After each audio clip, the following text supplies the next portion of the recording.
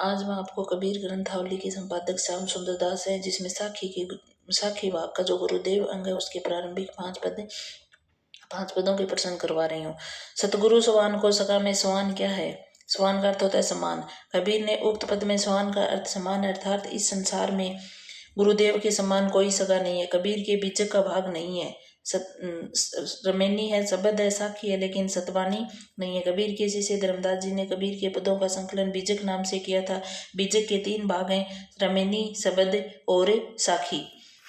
सतगुरु मिल जाता है कहाँ भया जे मनी पाड़ी भोल, पासी बिन ठा कपड़ा क्या करे बेचारी चोल। इस साखी में प्रयुक्त भोल और चोल शब्दों के क्रम से निकटतम अर्थ है। भोल का अर्थ होता है भूल, चोल का अर्थ होता है मजीठ रंग।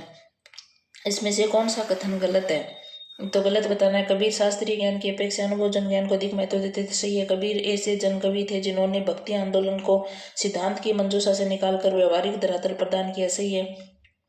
धार्मिक रूढ़ियों, बाह्य आडंबरों, कबीर कुरीतियों आदि का कबीर आजन्म विरोध करते रहे। सही है। उत्तर भारत में भक्ति आंदोलन का सूत्रपात कबीर की प्रेरणा से हुआ नहीं, यही गलत है, क्योंकि रामानंद की प्रेरणा से हुआ था। कबीर की परिचय के लेखक कौन है? अनंत दास है। अगला देखो, घूंघट का पट खोल रे तो प्यू मिलेगा, घट घट में वो रिसाई रमता कटु वचन मत बोल रे। किस कवि की रचनाएं है? तो कबीरदास की रचनाएं है। प्रेमी ढूंढत में फिरो प्रेमी मिला न कोई, प्रेमी को प्रेमी मिले सब विष अमृत होई। इस साखी में कबीर के अनुसार मिलने वाले दोनों प्रेमी हैं। कौन है दोनों प्रेमी? आत्मा और परमात्मा। कबीर जी कहते हैं कि प्रेमी शब्द आत्मा और परमात्मा के लिए प्रयोग किया गया है। यदि आत्मा का परमात्मा से मिलन हो जाता है तो संसार सभी तामसिक वृत्तियां समाप्त हो जाती हैं। कबीर ने अपने काव्य में ऐसे मनुष्य की कल्पना की है जो कैसा हो? धार्मिक और सामाजिक भेदभाव से मुक्त हो, ऐसे की है। अवध ज्ञान लहरी ध्वनि मांडी रे पद के लिए कबीर ग्रंथावली के गायन में किस राग का निर्देश किया गया है? तो राग गौड़ी का निर्देश किया गया है। फिर देखो, गुरु दाधा चेला जल्या बिरहा लागी अग्नि, पंक्ति कबीर के किस अंग से उद्धृत है? विरह के अंग से। कबीर की साखी में 2 हैं जो 59 अंगों में विभक्त हैं। साखी का पहला अंग गुरुदेव के अंग है और अंतिम अंग अभिहड़ को अंग है। जब हम होते तब तू नहीं, अब तू है तो मैं नहीं, अतल अगम जैसे लरिमयी, उदती जल केवल जलमाही। पंक्ति के रचनाकार कौन है? कबीर। ममिता मेरा क्या करे प्रेम उघाड़ी पोड़ी, दर्शन भया दयाल का असूल भई सबे सोड़ी। प्रस्तुत साखी कबीर ग्रंथावली के किस अंग से उद्धृत है? तो पर्चा के अंग से उद्धृत है। किस अंग से उद्धृत है? पर्चा के अंग से। फिर देखो, चरणनी लगी करो बरियाई, प्रेम प्रीति राखो उदधाई। पंक्ति में बरियाई का क्या अर्थ है? तो बरियाई का अर्थ होता है विनती करना। कबीर पंथी संप्रदाय में कबीर की रचनाएं किस नाम से प्रसिद्ध है? बीजक नाम से। और बीजक 3 भाग है। साखी भाग में 2 ही हैं और शब्द में पद ही पद है और रमेनी में पद और चौपाइयों का संकलन है। फिर देखो, किस कवि ने संस्कृत को कूपजल और भाखा को बहता नीर कहा है? कबीर ने, क्योंकि कूपजल का लाभ वहीं मिलेगा जहाँ कुआं होगा, जबकि बहता नीर एक जगह की बजाय बड़े बड़े क्षेत्रों के लोगों को मिलता रहेगा। कहने का भावार्थ है कि संस्कृत केवल शास्त्र की भाषा रह गई है, भाषा बोलचाल की भाषा नहीं है। भाषा आम बोलचाल की भाषा है, इसलिए वो बहते नीर के समान है। जिनी मानिस्ते देवता करत न लागी बार। बार का क्या अर्थ है? बार का अर्थ होता है यहाँ पर विलंब। यह कबीर की साखी है, इसमें गुरु की महिमा का वर्णन है। या बार का अर्थ विलंब है, अर्थात गुरु ने कबीर को साधारण मनुष्य से देव स्वरूप बनाने में कोई विलंब नहीं किया है।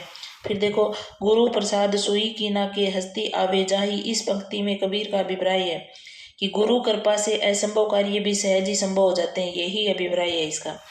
जब मैं था तब हरि नहीं, अब हरि है तो मैं नहीं, सब अंधियारा मिट गया जब दीपक देखा माही। उक्त साखी का क्या भावार्थ है? अहम त्यागे बिना परमात्मा से मिलना संभव नहीं है। परमात्मा से अगर मिलना है तो अहम भाव को त्यागना ही पड़ेगा। फिर देखो, दीपक दिया तेल भरी, बाती दई अथत, पूरा किया बिसावना बहुरी न आवे द्वैत। उक्त साखी में प्रयुक्त बिसावना का क्या अर्थ है? खरीद फरोख्त है। कबीर की उक्त साखी में बिसावना का अर्थ व्यापार है। कबीर कहते हैं कि मेरे गुरु ने मुझे ज्ञान रूपी दीपक ऐसा दिया है जो तेल यानी ज्ञान से पूरा भरा है, उसकी निरंतर लो से भी उसकी बाती कभी खत्म न होगी। इससे मैंने संसार के क्रय विक्रय का काम पूरा कर लिया, अर्थात बार बार संसार में जन्म लेने के कर्मों से मुक्ति पा ली है। फिर देखो अगला, दुल्ही गाओ भाषा बहुत परिष्कृत और परिमार्जित न होने पर भी कबीर की उक्तियों में कहीं कहीं विलक्षण प्रभाव और चमत्कार है। प्रतिभा उसमें बड़ी प्रखर थी। इसमें संदेह नहीं है। कबीर के संदर्भ में ये कथन किसका है? रामचंद्र शुक्ल जी का कथन है। फिर अगला देखो, दुलई गावो मंगलाचरण पद में प्रेम का कौन सा रूप है? तो दाम्पत्य प्रेम है। कौन सा प्रेम है? दाम्पत्य प्रेम। फिर देखो, कबीर ऐसे ही मिलन बिंदु पर खड़े थे जहाँ एक और हिंदुत्व निकल जाता है, दूसरी ओर मुसलमान तो है। कबीर के विषय में ये मान्यता हजारी प्रसाद द्विवेदी की है। सही कथन कौन सा है? कबीर जो कुछ कहते थे शास्त्रीय ज्ञान के आधार पर कहते थे, नहीं ये गलत है। उनकी उक्तियां भेदने वाली और व्यंग्य चेष्टा करने वाली थी। दोनों बातें, ये एक गलत और दो सही है। कबीर के संदर्भ में सही असंगत कथन है। असंगत। कबीर रहस्यवादी कवि थे। कबीर विद्रोही और समाज सुधारक कवि थे। कबीर सहजता कबीर की रचनाओं में महत्वपूर्ण विशेषता थी। कबीर काव्य की मुख्य लक्ष्य था। नहीं भी, काव्य रचना करना कबीर का कोई मुख्य लक्ष्य नहीं था। कर कमाण सर सांदी करी खेची जो मार्या माही भीतर विद्या सुमरन हवे जीवे नाही। ये पंक्तियां कबीर ग्रंथावली के किस अंग से ली गई है? तो विरह के अंग से ली गई है। किस अंग से? विरह के अंग से ली गई है। कबीर को वाणी का डिटेक्टर किसने कहा था? हजारी प्रसाद द्विवेदी ने। कबीर का हठ योग किस संप्रदाय से प्रभावित है? तो कबीर का हठ योग श्री देवनाथ संप्रदाय से प्रभावित है। बिरहो भोग मन तन बसे मन तन न लागे कोय राम वियोगी ना जीवे जीवे तो बोरा होय। कबीर के इस पद में कौन सा अलंकार है? रूपक अलंकार है। फिर देखो, कस्तूरी कुंडल बसे मृग ढूंढे बन माही ऐसे घटी घटी राम है दुनिया देखे नहीं। प्रस्तुत पद में है अद्वैतवाद। इसे कबीर के अद्वैतवाद का पता चलता है। कबीर के संबंध में सही नहीं है। तो वे निर्गुण ब्रह्मा के उपासक थे। सही है। वे सत्संग और नाम स्मरण पर बहुत बल देते थे। सही है। वे माया को ईश्वर भक्ति में बाधक मानते थे। सही है। विभिन्न तीर्थों के प्रति उनके मन में बड़ी श्रद्धा थी। भी तीर्थोकार इनके आडंबर का तो इन्होंने बहुत विरोध किया है। बाह्य आडंबर का तो कबीर के काव्य में विद्यमान भावत्व भावनात्मक रहस्यवाद की झलक का कारण है। सूफी सत्संग का प्रभाव है। कबीर के परलोक होने पर भी उनकी गद्दी किन्हें मिली थी? धर्मदास जी को मिली थी। सही कथन नहीं है। कबीर ने सिद्ध और नाथ परंपराओं का भरपूर उपयोग किया है। सही बात है। जन कल्याण की भावना प्रधान होते हुए भी तुलसी में काव्य सौंदर्य अधिक चरमोत्कर्ष है। सही है। जायसी ने प्रेम को भारतीय जीवन की पृष्ठभूमि पर बड़े मार्मिक ढंग से अंकित किया। सही है। अष्टछाप की प्रतिष्ठा वल्लभाचार्य ने की थी। नहीं भी, अष्टछाप की स्थापना वल्लभाचार्य जी ने नहीं करके उनके पुत्र विठलनाथ ने की थी। 1565 ईस्वी में की थी।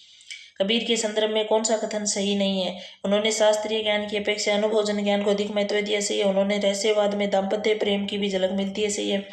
उन्होंने भाषा सौष्ठव पर अधिक ध्यान नहीं दिया। ये भी सही है।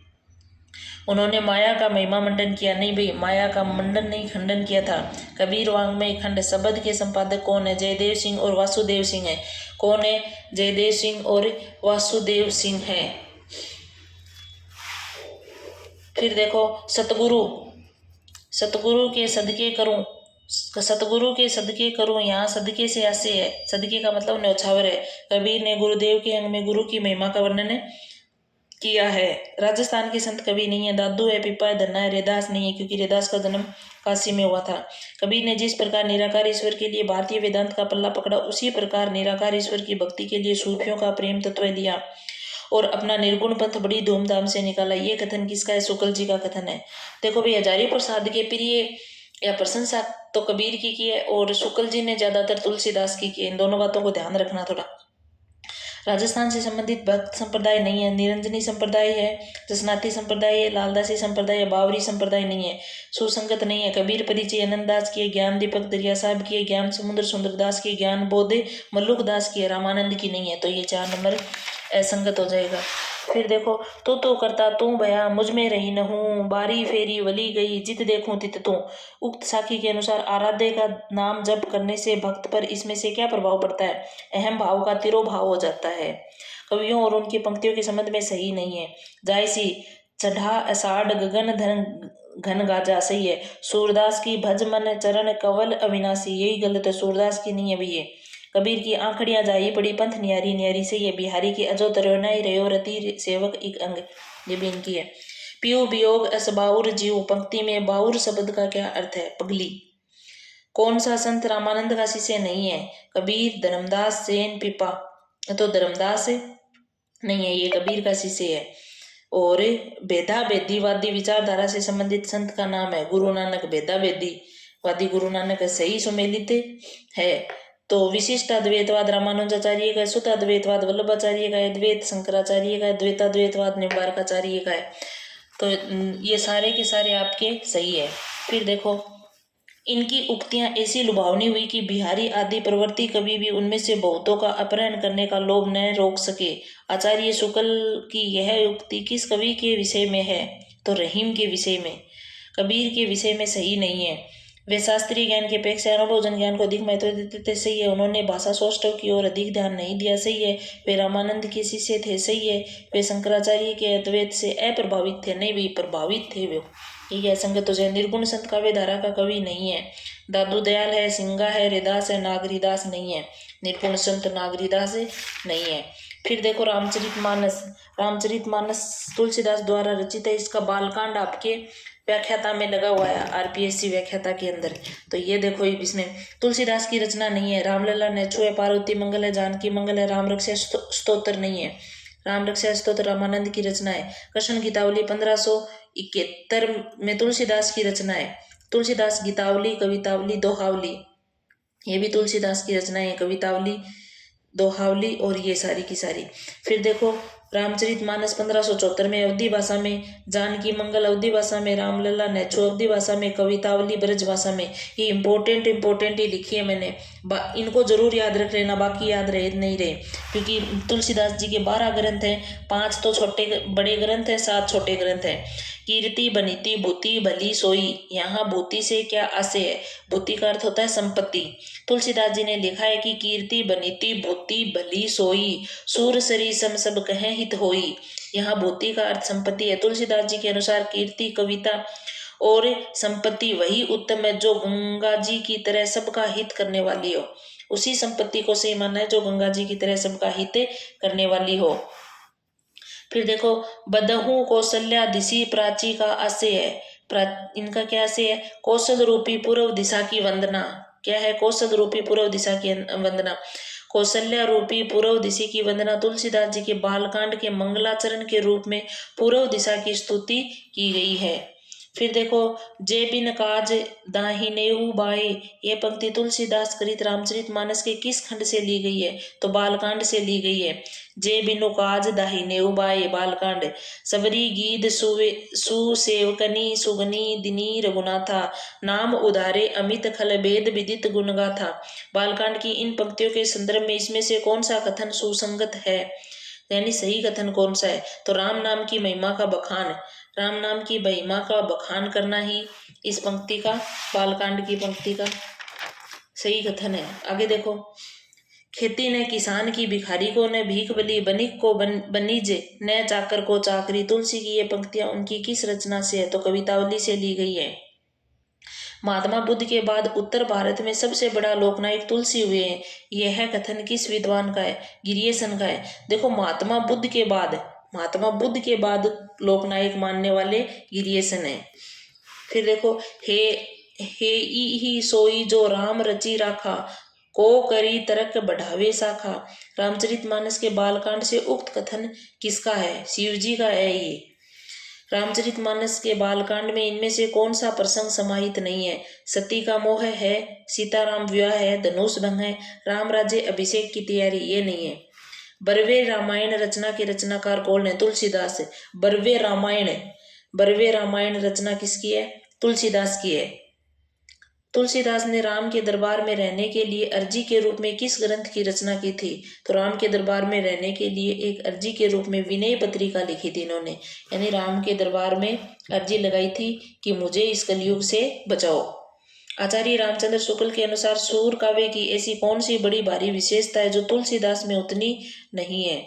तो नवीन प्रसंगों की भावना, यानी आचार्य रामचंद्र शुक्ल मानते हैं कि सूर की काव्य की ऐसी कौन सी भारी विशेषता जो तुलसी में उसको दिखाई नहीं दी? तो नए नए प्रसंगों की भावना है ना, ये उनको तुलसीदास में नहीं दिखी, सूरदास में ही दिखी थी।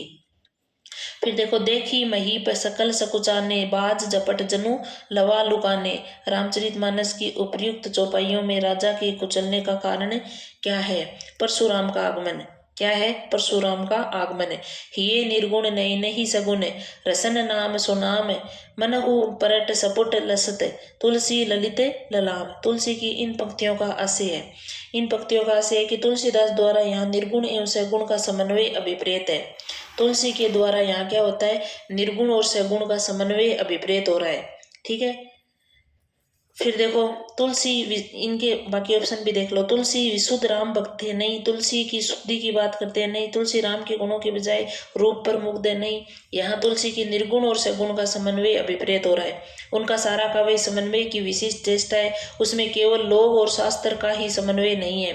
तुलसी के संदर्भ में ये पंक्ति किसकी है? तो आचार्य हजारी प्रसाद द्विवेदी की है। समन्वय की बात कौन करते हैं? हजारी प्रसाद द्विवेदी करते हैं तुलसीदास के।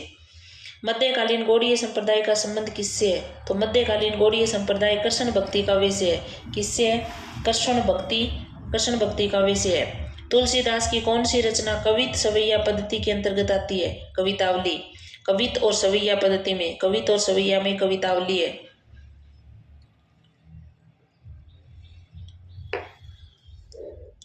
फिर देखो कौन सा विकल्प गलत है? राम रक्षा स्तोत्र रामानंद का ही, रामचंद्रिका केशवदास की है, रामचरितमानस तुलसीदास का है, रामायण ब्रह्म जिनदास ये नहीं है, रामायण ब्रह्म जिनदास ये गलत है। फिर देखो अगला, तुलसीदास की कविता मूलतः किस तत्व से अभिप्रेत है? तुलसीदास की कविता मूलतः किस तत्व से अभिप्रेत है? लोक कल्याण की भावना से। तुलसीदास की जो कविता है ना वो लोक कल्याण की भावना से ही अभिप्रेत है।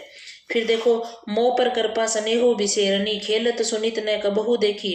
रामचरितमानस में उक्त कथन किसने कब कहा था? तो ये कथन है भरत ने राम से वन में मिलते समय कहा था। भाई भरत ने कहा था राम से, और वन में मिलते समय कहा था क्या? मोह पर कृपा स्नेहो विशेरणी, खेलत सुनित न कबहू देखी, ये बातें कही थी। तो आपके रामचरितमानस है ना, इसको लिखने में 2 वर्ष 7 माह 26 दिन का समय लगा था। भाई याद रख लेना, ये बात भी पूछी जा सकती है गलत सही में भी। फिर देखो, जब राम वनवास चले गए थे तो भरत व अयोध्यावासी उनसे मिलने गए थे। वहां पर सभा हुई।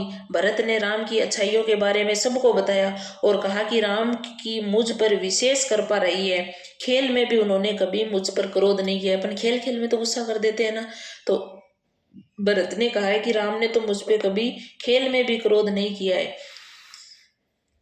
फिर देखो, यद्यपि मित्र प्रभु पितु गुर गेहा जाई बिनु बोलहु न संदेहा। बालकांड के इस कथन के वक्ता हैं शंकर जी हैं, इसके भी कौन है? शंकर जी। फिर अगला देखो, मैं परहु कहेई तु तुम्हें गुहु गवनहु बहु विलंबा। बालकांड की इस पंक्ति के वक्ता पार्वती जी है। कौन है? मैं परहु कहेई, पार्वती जी कहती है। रुद्र की देखी मदन भयामाना, दुराधरस दुर्भग भगवाना। बालकांड की इस पंक्ति में दुराधरस कौन है? तो श्री शिव है।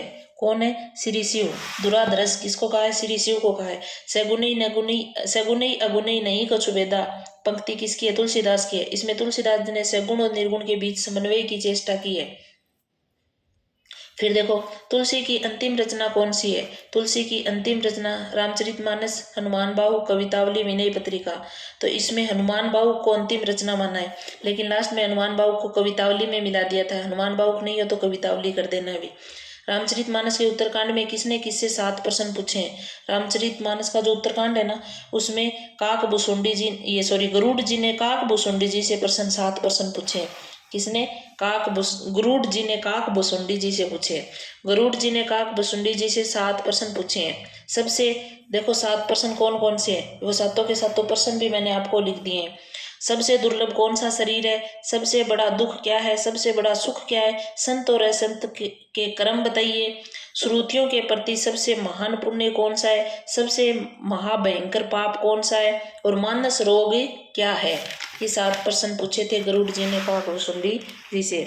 फिर देखो, भनीति मेरी सब गुण रहित, बिरव विदित गुण एक, सो बिचारी सुनी हनी सुमति, जिनके विमल विवेक। उक्त पद्यांश में तुलसीदास ने किस गुण की ओर संकेत किया है? तो प्रभु के चरित्र के गुण की ओर संकेत किया है। किसके गुण की ओर? प्रभु के चरित्र की गुण की ओर। फिर देखो, मनु जाई राचेहु मिली सो बरु सहज सुंदर सांवरो करुणा निदान सुजान सिलु स्नेहु जानत रावरो। उक्त पद्यांश के अनुसार सीता जी को किससे आशीर्वाद सीता जी को किसने आशीर्वाद दिया था? किसने दिया था? पार्वती जी ने आशीर्वाद दिया था भाई सीता जी को।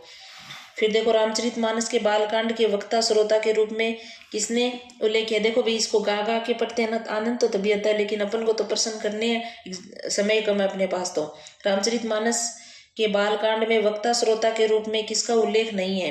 काकभूषुंडी याज्ञवल्क्य का है, याज्ञवल्क्य विश्वामित्र का नहीं है। शिव और काकभूषुंडी का है, और याज्ञवल्क्य और भारद्वाज का भी है।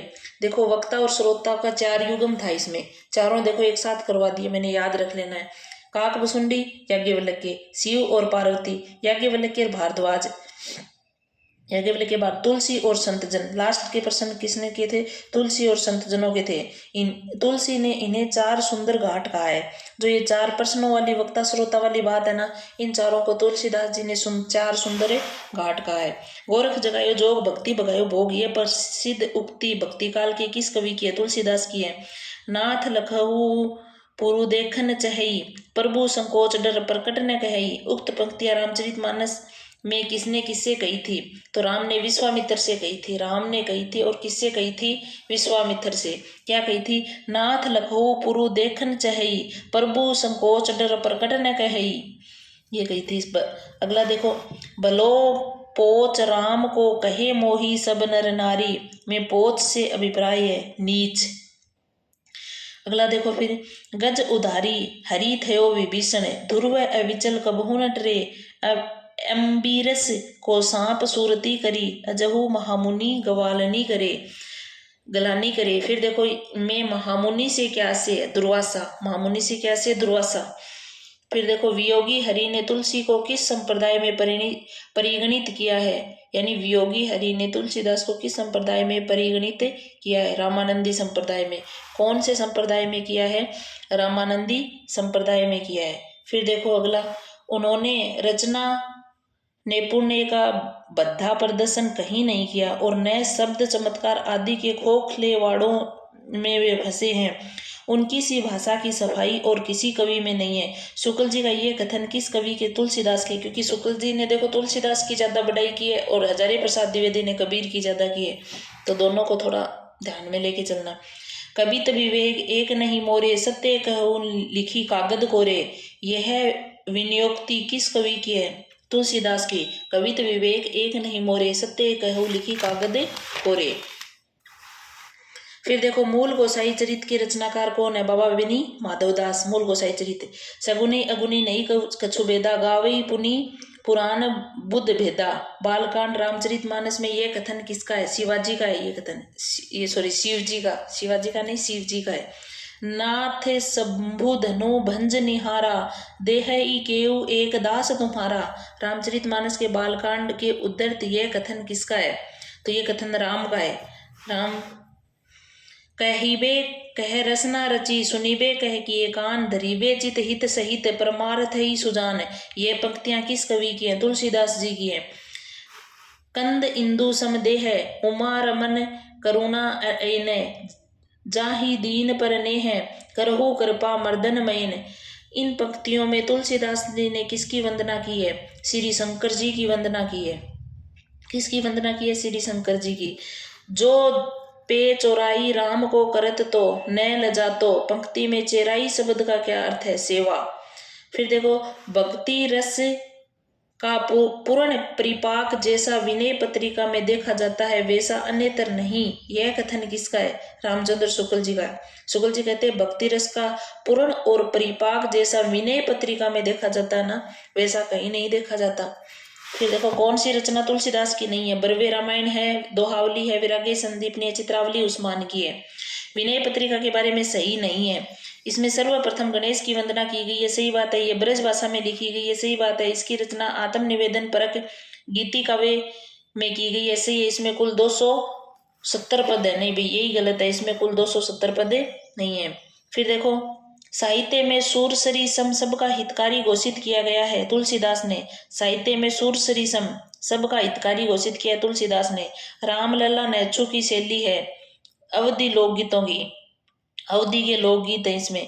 बरवे रामायण के नामकरण का आधार है बरवे छंदी है। तुलसीदास जी ने रहीमदास जी के सुझाव तुलसीदास जी को रहीमदास जी ने सुझाव दिया कि बरवे छंद में भी काव्य रचना की जाए, इसलिए तुलसीदास ने रहीमदास जी के सुझाव पर बरवे रामायण की रचना की थी। तो ये आपके बालकांड के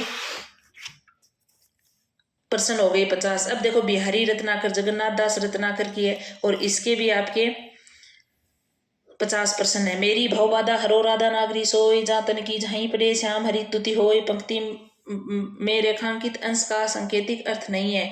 मन के श्याम हरित दुति होय, इसका कौन सा अर्थ नहीं है पूछा है। मन के कलुष का दूर होना सही है। गोवर्णीय राधा का श्याम वर्णीय होना नहीं भी, ये गलत है, क्योंकि श्याम वर्ण का हरित वर्ण होना तो है। कृष्ण की कांति कम होना, ये सारे के सारे आपके अर्थ इसके हैं। सन्नी कज्जल चख झक लगन उपजो सुदिन स्नेहु, क्यों न नरपति हवे भोगऊ लसी सुदेश सब देहु। इस दोहे में बिहारी के किस विशिष्ट ज्ञान का परिचय प्राप्त होता है? तो ज्योतिष ज्ञान का विशिष्ट परिचय प्राप्त होता है। बिहारी के किस दोहे में भक्ति का संदर्भ नहीं है? बिहारी के किस दोहे में भक्ति का संदर्भ नहीं है? देखो इसमें जम करी मुँह तरई पर्यो, इही धरती चित लाव, विषेक त्रिसा परी हरि बजो, नर हरि के गुण गाऊं। इसमें तो है हरि के गुण गा रहा है ना, भक्ति है। मेरी बहुबाधा हरो राधा नागरी सोई, जानतन की जाही परे श्याम हरि दुति हो, इसमें भी है। अजो त्रियोना ही रहो श्रुति सेवक, एक संग नाक बाक बेसरी लयो बसी मुक्तनु के संग, इसमें भी है। फिरी फिरी चेतु उत ही रहू, टूटी लाज की नाव, अंग अंग छवि झोर को भयो भोर की नाव, इसमें नहीं है भी।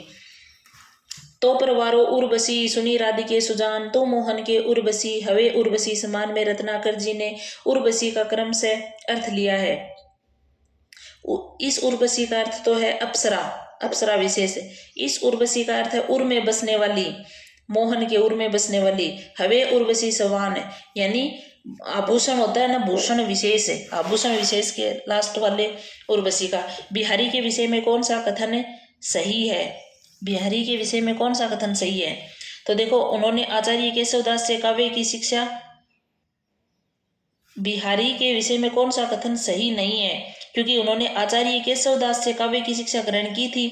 हिंदी में समास पद्धति की शक्ति का परिचय सबसे अधिक इन्होंने ही दिया है, सही है। काव्य के लिए अपेक्षित सभी विषयों का सम्मान परिचय इन्हें था। मिश्र बंधुओं ने इन्हें देव से बड़ा कवि माना है, यही गलत है। मिश्र बंधुओं ने देव को बड़ा कवि माना है, ये होगा। अजो त्रियोना ही रहो श्रुति सेवक, एक संग नाक बास बेसरी लयो बसी मुक्तनु के संग। उक्त दोहे में कवि का अभिप्रेत अर्थ है। इस दोहे में कवि कहता है कि सत्संग की महत्ता, यानी भारतीय नायक आभूषणों का परिचय देना, नायिका सौंदर्य का चित्रण करना, स्वर्ग प्राप्ति की कामना, सत्संग का महत्व है। तो यही होगा, सत्संग का महत्व है। मेरी भवबाधा हरो राधा नागरी सोए, जातन की जाही पड़े श्याम हरि दुति होय। इस दोहे के संदर्भ में इनमें से कौन सा कथन गलत है? इसमें नायिका का रूप वर्णन है, सही बात है। इसमें भक्ति वर्णन है, सही बात है। इसमें बिहारी के ज्योतिष संबंधी ज्ञान का परिचय नहीं, भी ज्योतिष संबंधी ज्ञान का परिचय नहीं है। इसमें श्लेष अलंकार है, सही है। अगला देखो, नीकी दई अनाकनी फिरी परी गुहारी, तन्यो मनो तारन बिरदु बारक बारनु तारी। उक्त पंक्ति में बारनु शब्द से क्या तात्पर्य? हाथी। बारनु से क्या है? हाथी। निम्न में से कौन सा रीति सिद्ध काव्य धारा का कवि है? गणानंद। रीति सिद्ध काव्य धारा का कवि गणानंद। और रीति सिद्ध के मैंने पीछे आपको सूत्र से भी याद गए, घनाला बोध द्विज ठाकुर, ये सारे कवि रीति सिद्ध के आ गए आपके, सॉरी रीति मुक्त के आ गए। रीति सिद्ध का प्रतिनिधि कवि बिहारी है। निकी दई अनाकनी फिकी परी गुहारी, तजो मनो तारन बिंदु बारक बारन तारी। बिहारी के इस दोहे में व्यक्त भाव है, भक्ति का भाव है। इसमें भी किसका भाव है? भक्ति का भाव। फिर देखो, भक्त का भगवान को उलाना दिया गया। इसमें क्या किया गया? भक्त को भगवान को उलाना दिया गया। अलगला अली कली ही सो बंध्यो, आगे कौन हवाल। उक्ति में कवि बिहारी का कौन सा रूप प्रकट होता है? दार्शनिक रूप, प्रवचनकर्ता का रूप, उद्बोधक रूप प्रकट होता है, भी यही सही है। बिहारी के निम्न दोहों में प्रत्यक्ष भोग्यता के किन किन क्षेत्रों का समाहार है? तो किन किन का है? देखो, लग्यो सुमनु हवे सफल, आतपु रोरू निवारी, बारी बारी अपनी खींची सह हतेता बारी। इसमें ज्योतिष ज्ञान है, प्रेम मनोविज्ञान है, ज्योतिष ज्ञान नहीं है, प्रेम मनोविज्ञान है, बागवानी का ज्ञान है, चित्रकला नहीं है। तो 2 और 3 सी हो जाएगा इसमें, 2 और 3। फिर देखो, बिहारी निम्न में से किस श्रेणी के कवि हैं? श्रृंगारी कवि हैं बिहारी, क्योंकि आचार्य कवि केशवदास है, नाथ कवि तिथिमुक्त नहीं है। बिहारी सतसई है, बिहारी सतसई मुक्तक काव्य है। बिहारी सतसई कैसा काव्य है? मुक्तक काव्य। फिर देखो अगला, अपने अंग के जान के जोबन नरपति परवीन, स्तन मन नैन नितंब को बड़ो इजाफा कीन। दोहे में बिहारी का ज्ञान प्रकट होता है, राजनीतिक चेतना का ज्ञान। कैसा ज्ञान प्रकट होता है? राजनीतिक चेतना का ज्ञान। बहके सब जिन की कहत ठोर कुठोर लखे न बिहारी की। इस पंक्ति में बहके शब्द किसके लिए आया है? तो बहके शब्द आया है नायिका के नेत्रों के लिए। नायिका के नेत्र है ना, वो बह गए हैं, तो उनके लिए आया है। सालती है नटसाल सी क्यों निष्कर्त नाही, मनमथ ने जानोक सी खुम्बी खुम्बी जिए माही। बिहारी की इस पंक्ति में मनमथ नेजा का अर्थ है, मनमथ नेजा का कामदेव का भाला है। दोहे में वर्णित भाव नायक की नायिका से मिलने की उत्कंठा है। बिहारी का जन्म व उसकी मृत्यु से संबंधित संवत है 1652 विक्रमी संवत से 1721 विक्रमी संवत। विक्रमी संवत में ये है भाई। बिहारी के दोहे के प्रमुख रूप से कौन से अलंकारों का प्रयोग हुआ है? अन्योक्ति का, यमक का। कौन कौन से का? अन्योक्ति अलंकार और यमक अलंकार। मिर्जा राजा जयसिंह ने बिहारी की अन्योक्ति पर प्रसन्न होकर क्या भेंट की थी? क्या भेंट की थी? काली पहाड़ी गांव की जागीर। काली पहाड़ी, देखो सोने की अशरफिया तो उसको बाद में देने की बात कही थी कि हर दोहे पे एक अशरफिया मिलेगी, लेकिन अन्योक्ति से प्रसन्न होकर उसको काली पहाड़ी गांव की जागीर दी थी। फिर देखो, अरते टरत न बरे, अरते टरत न बर परे दई मरक मनु मेन। इस दोहे में प्रयुक्त अलंकार है उत्प्रेक्ष अलंकार। मानो मनु मनु जानो जनु जनो उत्प्रेक्ष होता है। और ओप कनीनी कनु गनी धनी सिरताज, मनी धनी के नेह की बनी छनी पटलाज। इस दोहे में कौन सा भाव व्यक्त हुआ है? नायिका की आंखों की पुतलियों का वर्णन हुआ है इसमें, नायिका की आंखों की पुतलियों का। फिर देखो अगला, डारे ठोडी गाड खालिस्तान हांसी फांसी डारी। इस दोहे में व्यंजित भाव है, तो कौन सा भाव है? नायक के क्षेत्रों का, नायक के नेत्रों का सुंदरता देखते हुए थकना। यानी जो बोलते हैं ना कि नायिका की ठोडी के अंदर जो गड्ढा है, उस गड्ढे के अंदर नायक फंस चुका है और ऊपर से नायिका ने हंसना और स्टार्ट कर दिया है, तो फिर नायक वहीं से निकल, उस गड्ढे से निकल नहीं पा रहा है। तो इसमें क्या है? नायक के नेत्रों का सुंदरता देखते हुए थकना, यानी वो उसकी ओर देखता ही रह जाता है। अगला देखो, चित्तई लचीली ही चखनू छिनकू छबीली छाए। दोहे में व्यंजित भाव है, नायक नायिका की अनुराग चेष्टाएं हैं इस पूरे दोहे में। तो ये दोहा तो आपके बिहारी सतसई के याद ही हैं सारे। फिर देखो, बिहारी से संबंधित संगत बताइए। इसका बचपन बुंदेलखंड में बीता था, सही बात है। विवाह के पश्चात ये अपनी ससुराल मथुरा आकर बस गए थे भाई, विवाह के बाद अपने ससुराल आ गए थे ये। बिहारी चौबे ब्राह्मण थे, सही है, उपयुक्त सभी बातें सही है ये। फिर देखो, बिहारी के दोहे का संस्कृत में अनुवाद किसके द्वारा किया गया है? पंडित परमानंद द्वारा। संस्कृत में तो परमानंद ने किया है, याद रखना इसका। यदि प्रबंध काव्य एक विस्तृत वनस्थली है तो मुक्तक का वे खिला हुआ गुलदस्ता, ये कथन किसका है? शुक्ल जी का है ये। फिर देखो, श्रृंगार रस के ग्रंथों में जितनी ख्याति और जितना मान बिहारी सतसई का हुआ है, उतना और किसी का नहीं। एक एक दोहा हिंदी साहित्य के एक एक रत्न माना जाता है, ये कथन किसका है? शुक्ल जी का है ये। बिहारी की भाषा चलती होने पर भी साहित्यिक है, ये कथन किसका है? शुक्ल जी का ये है। अपने अंग के जान के जोबन नरपति परवीन, उपयुक्त पद में अलंकार है, रूपक अलंकार। जोबन नरपति रूपक अलंकार। सन्नी गजल में सन्नी को काजल क्यों कहा गया है? क्यों कहा गया? काला होने के कारण। काजल क्यों कहा गया? काला होने के कारण। फिर देखो, अपने आंख के जानी के जोबन नरपति प्रवीण, स्तन मन नैन नितंब को बड़ो इजाफा कीन। उपयुक्त पद में किस नायिका का वर्णन किया गया? नव यौवन नायिका का। कौन सी नायिका का किया है? नव यौवन नायिका का। फिर देखो, खुम्बी खुम्बी जिये माही पद में अलंकार है, यमक अलंकार। खुम्बी खुम्बी अलंकार कौन सा है? एक तो खुम्बी मतलब जो कान में आभूषण पहना जाता है, दो शब्दों के सेम आ जाए और अर्थ अलग अलग हो तो वहां यमक अलंकार होता है। जुवती जोने में मिली गई नेक न होती लखाए, सीधे के डोरे लगी आली चाली संग जाही। इसमें शुक्ला बिसारी का नायिका का वर्णन किया गया है। कौन सी नायिका का? शुक्ला बिसारी नायिका का। मनमथ नेजा नोक्सी पद में कौन सा अलंकार है? उपमा अलंकार है। मनमथ नेजा नोक्सी सा से सी वाचक शब्द जहां जाए वहाँ उपमा अलंकार होता है। बारनु का अर्थ है हाथी। बारनु का क्या अर्थ है? हाथी। जोग जुगती सिखाए सब मनो महामुनि मेन, चाहत पिए अद्वैतता काननु सेवत नेन। उपयुक्त पद में वर्णन किया गया है नव यौवना मुग्धा का। किसका किया गया है?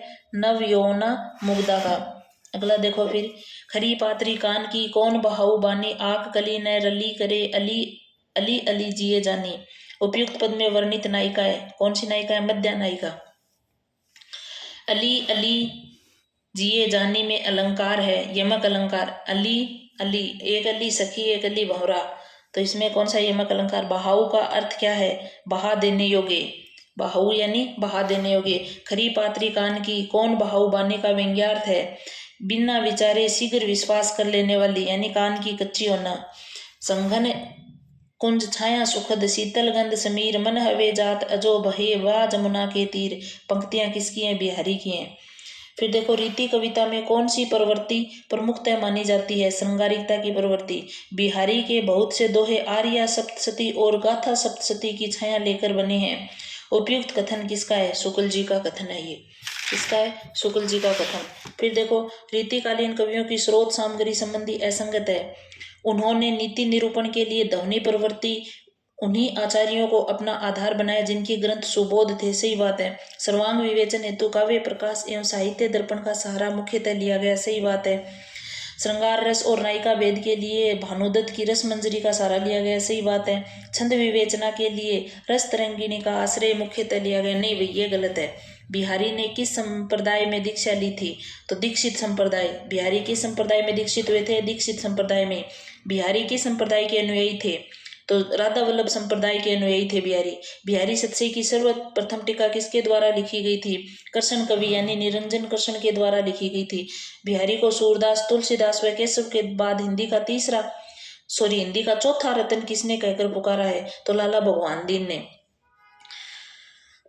ने चौथा रत्न कहा है। अगला प्रश्न है, बिहारी को ऐसा पीयूष वर्षी घनश्याम कहकर पुकारा है जिनके उदित होते ही सूरदास एवं तुलसीदास भी आच्छादित हो जाते हैं। यह कथन किसका है? पंडित राधा चरण गोस्वामी का है। किसका है? पंडित राधा चरण गोस्वामी का है।